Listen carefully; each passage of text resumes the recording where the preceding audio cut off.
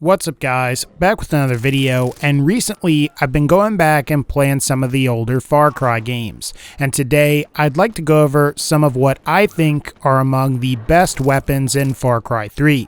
Now before we start, this video is going to include weapons from vanilla Far Cry 3 and not Blood Dragon. Also, I'm prioritizing weapons not only based on their stats, but also on whether they can be acquired on the Northern Island, aka Island 1, or the Southern Island, aka Island 2. Obviously, it's better if you can acquire these on the first island, rather than having to wait until much later in the game to acquire them. Also, I know that I typically make Borderlands and Fallout videos, but I would ask that if you do enjoy this video, be sure to leave a like, as it lets me know that you would like to see some more Far Cry. But I guess without further ado, these will be the top 10 best guns and weapons in Far Cry 3 while we wait for Far Cry 5. Number 10. The Spaz 12. Now, I've got to be honest and admit that I'm not really a fan of shotguns in Far Cry 3, however, if I was going to use one, it would have to be the Spaz 12. This is because all shotguns in this game pretty much have identical damage output, and the Spaz 12 just so happens to be a semi-automatic weapon. Now, while the Bull shotgun and I think the 1887 both have higher magazine sizes and can be acquired on Island 1 as opposed to Island 2, I think you'll find that the Spaz 12's semi-automatic fire will always beat a pump-action shotgun and a lever-action shotgun. Otherwise, there's not really a whole lot else to this weapon other than the fact that it's really the go-to shotgun for tense situations. So if you would like the Spaz 12, you can acquire one for free after you've activated 13 radio towers. Number 9. The Shadow. So, the Shadow is a signature weapon based on Far Cry 3's 1911, and in my opinion, it's really the only handgun that's worth your time in this game. While there are definitely some other great options out there like the 6B9, D50, or even the signature Cannon Magnum that you can get through Uplay, the biggest thing that the Shadow has going for it is that it tends to be the most balanced out of all of the handguns. While the Shadow isn't as powerful as the Cannon or the D50, it has the advantage of coming with a suppressor, thus you may find it's more practical. And unlike the 6P9, which can be suppressed, the Shadow is much more powerful and should deal much more damage per shot. While it takes some effort, you can acquire the Shadow on Island 1 after you've acquired 17 outposts. And while it's worth mentioning that Island 1 in total has about 20 outposts or so, if you like taking outposts before doing the main quests, it might be a good idea for you to go ahead and acquire the Shadow. Just be sure that you have about $2,600 or so, that way you can purchase it once you've liberated those 17 outposts. Number 8. The Ace. When it comes to raw power, the Ace is the number one choice if you're an assault rifle user. Stat-wise, the Ace is superior to the vast majority of the assault rifles from the first island, and in terms of damage, the Ace sports the highest damage of any assault rifle in Far Cry 3. What's also nice about the Ace is that it's fairly customizable, and you can equip either marksman or reflex sights depending on your preference. And you may also be interested to know that the Ace is free after activating 13 radio towers, so you should be able to get it relatively quickly after reaching Island 2. With all of this said though, there is one major area where the Ace comes up short, and that's that the Ace can't be equipped with a suppressor. While I suppose you could make an argument that this isn't a big deal once you have the Merc uniform on Island 2, it's still an issue in general combat, as it always forces you to go loud and draw too much attention to yourself. On the flip side though, you may find that if you are discovered, you may rather have the Ace's raw power as opposed to having a suppressed assault rifle. I would just say that if you're looking for a great assault rifle, I highly recommend that you at least seek out and try the Ace. Number 7. The GL94. To be honest with you guys, it was a tough decision between the RPG and the grenade launcher. While both are capable of the same amount of damage, the RPG has superior range, while the grenade launcher can fire 4 shots before reloading, and you can carry twice as much grenade launcher ammo when compared to the RPG's rockets. In my personal opinion, I'd rather be able to carry more ammo overall. However, I can't deny that the RPG definitely has superior range and is probably much easier to use for that reason. I suppose it's worth mentioning that you could carry both of these weapons at the same time, and each will have their own independent ammo supply. So I think that's definitely something worth considering if you like to go loud in combat situations. Otherwise, there's not a whole lot else to this grenade launcher. If you want one, you can acquire it after deactivating 8 radio towers. Number 6. The AMR. So the AMR is the most powerful sniper rifle in Far Cry 3. While it lacks a suppressor, the major advantage of the AMR is that it can be acquired as soon as Island 1, provided that you have found 20 relics. Though you will have to pay an insane amount of money for it, clocking in at just $4,800. Now, the reason you would want to use the AMR is because of its ability to disable vehicles and because it can usually one-shot 99% of the other threats that you would encounter in this game. However, the main reason you would not want to use the AMR is because it's absolutely terrible for stealth. In fact, the lack of a suppressor is what makes the Z93, which is a weapon that the AMR is based on, a better choice. Still, if you don't mind creating a lot of noise, or you want to one-shot pretty much whatever is in front of you, it's pretty difficult to not recommend the AMR. It's a great sniper rifle, and I'd recommend that you go ahead and seek one out. Number 5. The Recurve Bow.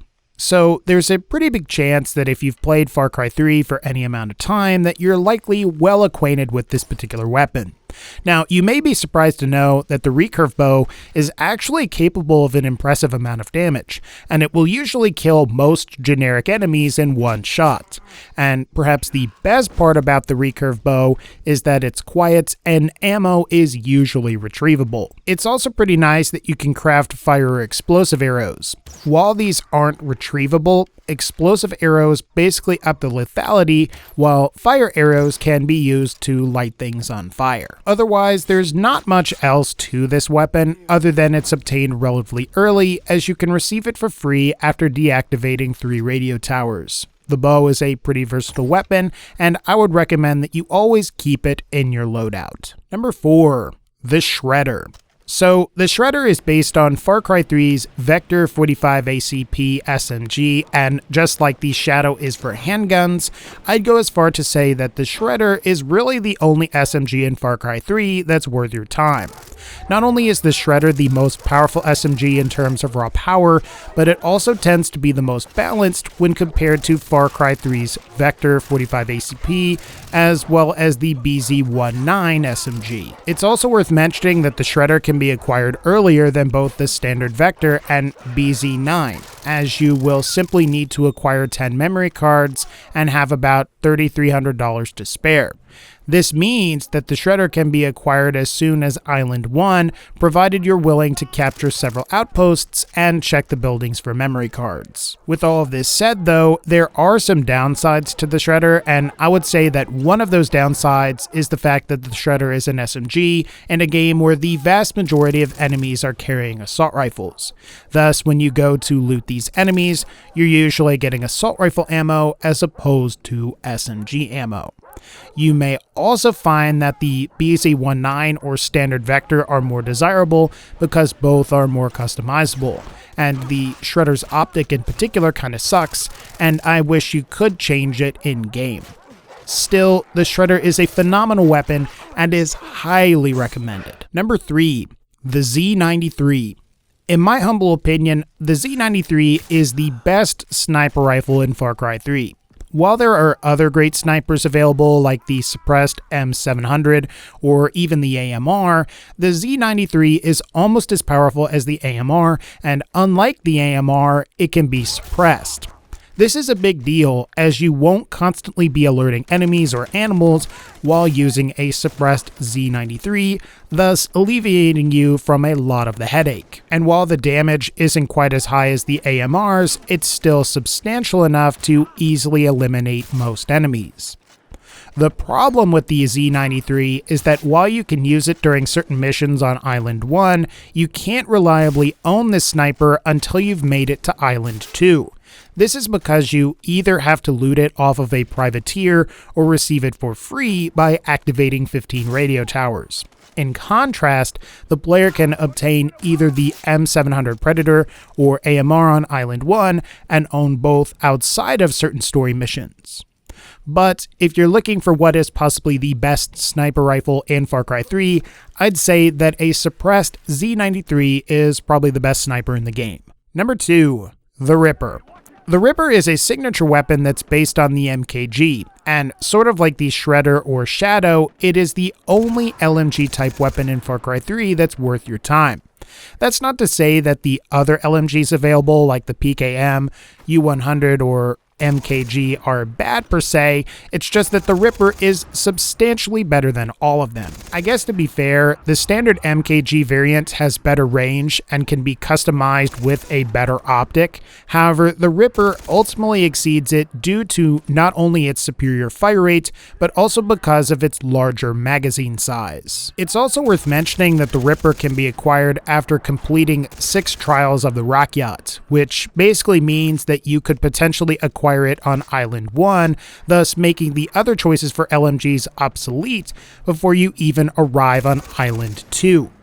Otherwise, it's highly recommended that you acquire this weapon, as I can guarantee that you definitely won't regret it. And like I said, you'll just need to complete 6 trials of the Rock Yacht and then spend $4,200 in order to acquire it. And finally, number 1, the Bushmen. Based on Far Cry 3's P416 assault rifle, the Bushman is arguably the most balanced out of all of the assault rifles in Far Cry 3. While it doesn't deal the most damage per shot, as the Bushman is eclipsed by the Ace assault rifle, it does have the advantage of being the only full auto assault rifle that has a suppressor. Otherwise, if you want a suppressor on your assault rifle, you have to go with the F1, which is a burst fire weapon, or the MS-16, which is a semi-automatic rifle. Something that I was surprised to learn is that the Bushman has the best range of any assault rifle as well, theoretically outperforming the MS-16 not only when it comes to fire rate and magazine size, but also when it comes to long-range combat as well. While the Bushman is relatively easy to acquire provided you have the cash on hand, the lousy thing is that, like the Ace, you can only get the Bushman once you have access to the second island. Ultimately though, the Bushman has a pretty great feel to it, and if you're willing to be patient and deactivate all 18 of the radio towers, it's definitely one of, if not the best assault rifles in the game, and it may also even be the best gun in the game. Alright guys, I think that's going to pretty much wrap up this particular video. If you liked this Far Cry 3 video, feel free to leave a like, click the bell to join the notification squad, and as always, take care, and I'll see y'all next time.